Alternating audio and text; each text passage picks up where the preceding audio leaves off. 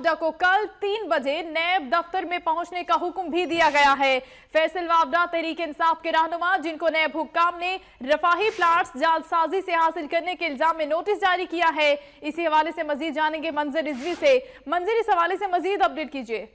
जी, अब से कुछ देर पहले फैसल वाडा जो पाकिस्तान तहरीक इंसाफ कराची के अहम रहनुमाएं शदीद तनकीद कर रहे थे करप्शन के हवाले से मुस्लिम लीग नून पर और MQM पर, अब से कुछ देर पहले उनको लेने के देने पड़ गए और उनके खिलाफ नेब ने एक नोटिस जारी किया जिसमें सैकड़ों रफाई प्लाट जाहिर किए गए हैं जो इन्होंने किसी NGOs के नाम पे हासिल किया और उनको फरोख्त कर दिया गया है। करोड़ों का मामला है।